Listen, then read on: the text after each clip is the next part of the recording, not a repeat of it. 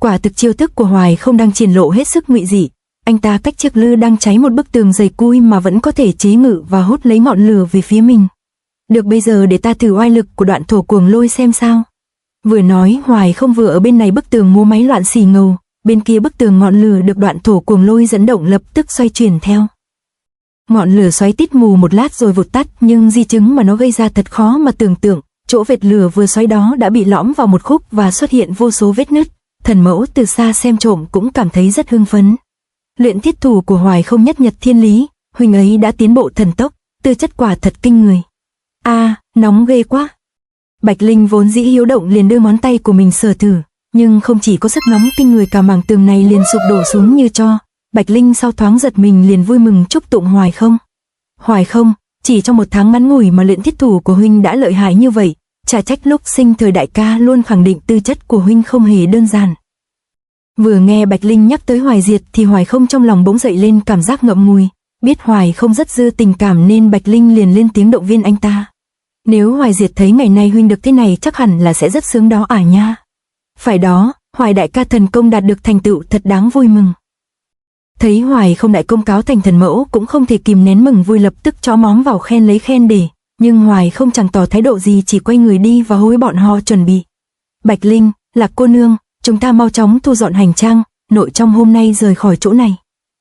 Hoài không, luyện thiết thủ của huynh mới chỉ luyện thành được có 2 tầng, không phải là huynh quá tự phụ và nôn nóng mà muốn đi báo thù đó chứ. Tuy ta đã có luyện thiết thủ trong tay nhưng nếu gặp thiết cuồng đồ lúc này thì hung kết ngang nhau, cho nên trước khi đi báo thù ta muốn thực hiện cho xong một lời hứa. Có phải là chuyện liên quan đến tuyệt thế hảo kiếm không? Phải rồi đấy, ta từng hứa với bộ thiên con của bộ Kinh Vân là sẽ mang trả lại kiếm, giờ chúng ta đi tìm họ để trả lại. Bạch Linh hốt hoảng làm Hoài không phải giải thích dài dòng, nhưng khi nghe những lời này từ mồm Hoài không thì gương mặt của thần mẫu chợt đanh lại. Bộ Kinh Vân ư, chẳng phải là y đã chết rồi sao chứ? Vài canh giờ sau, bên trong hang hốc của thiên môn có một cuộc hội ý. Bẩm cáo Đế Thích Thiên, bồ câu ngoan của thần mẫu truyền tin báo về, trong thư nói đã phát hiện tin tức về bộ Kinh Vân và tuyệt thế hảo kiếm từ miệng mồm của Hoài không. Với sự khẳng định này của thần mẫu cho thấy người trước kia 2 người gặp đích thực là bộ Kinh Vân rồi, việc này đúng là quá tốt.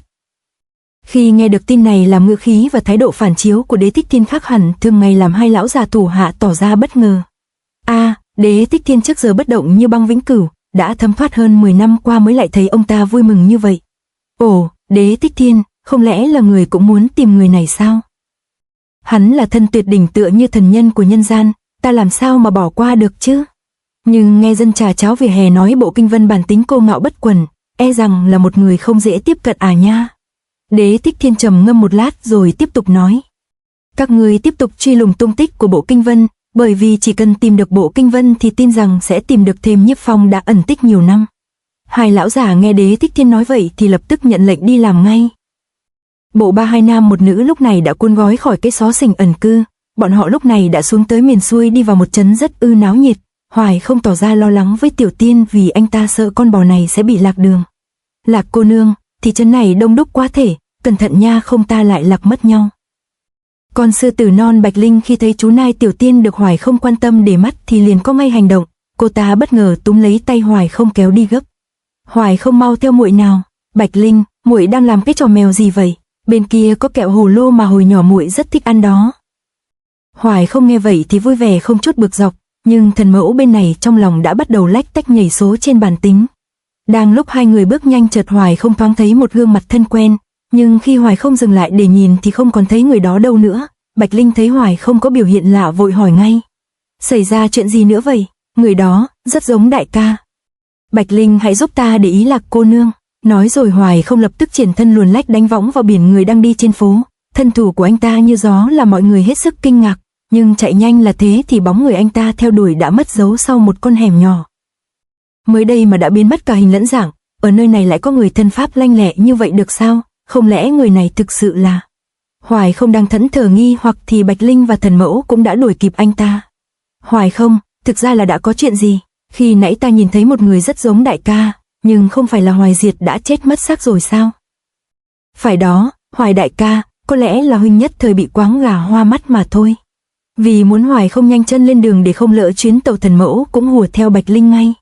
Thực ra người có bản lĩnh này chưa hề đi xa, Anh ta vẫn núp ở gần đó nghe ngóng nhưng chân thân chưa biết thực sự là ai, không tìm thấy người cần tìm nên Hoài không cũng đành rời đi không tìm kiếm chi cho mệt xác nữa. Đại ca tuy đã chết nhưng chưa tìm thấy được thi thể, biết đâu bất ngờ huynh ấy vẫn còn có mặt ở nhân gian. Đừng suy nghĩ nhiều nữa người ơi, bên kia là Như Ý lâu, chúng ta mau qua đó để ăn chút gì đó đi.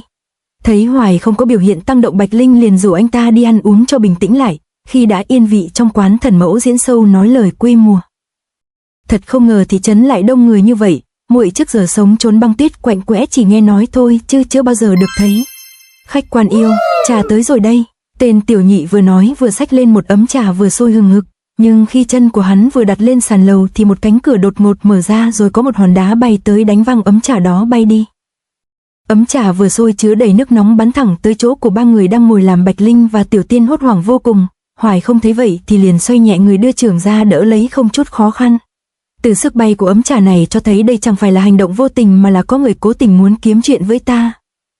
Chân vừa đặt tới dưới xuôi, ghế ngồi còn chưa kịp ấm chỗ mà Hoài không đã gặp không ít chuyện phải bận tâm rồi đa. Thấy kẻ đến đùa giỡn quá trớn có thể gây hại cho hai bông hoa của mình, Hoài không lập tức triển thân đuổi theo ra ngoài, vừa chòi đầu ra khỏi cửa sổ thì phía mái nhà bên kia đã thấy thấp thoáng ba bóng người vũ khí lăm lăm. Hơ, tiểu tử đó có thể tiếp lấy ấm nước sôi mà chẳng hề biến sắc, quả nhiên hắn là người trong hỏa đạo. Không sai, người báo tin cho chúng ta chẳng hề sai chút nào. Được, vậy thì để bọn ta xem thử nhà ngươi có phải là truyền nhân của luyện thiết thủ thật không? Ba người thấy Hoài không phi ra thì cũng lập tức lao lên ứng chiến luôn cho nóng.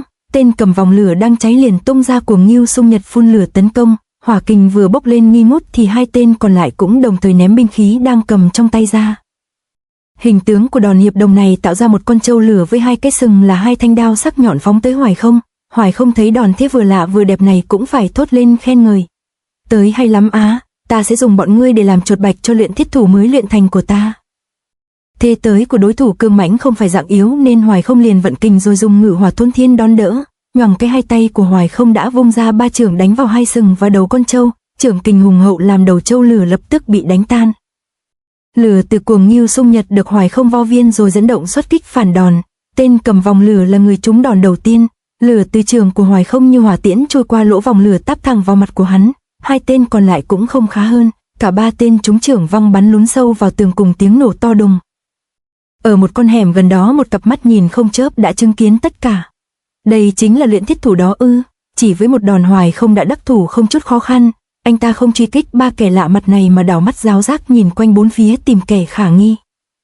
Nhưng nhìn quanh chỉ thấy toàn là bá tánh cùng gương mặt hoảng hốt của họ, còn người cần tìm thì không thấy đâu. Hoài không tìm được người thì lập tức tóm cổ lấy một tên kéo xuống đất tra hỏi.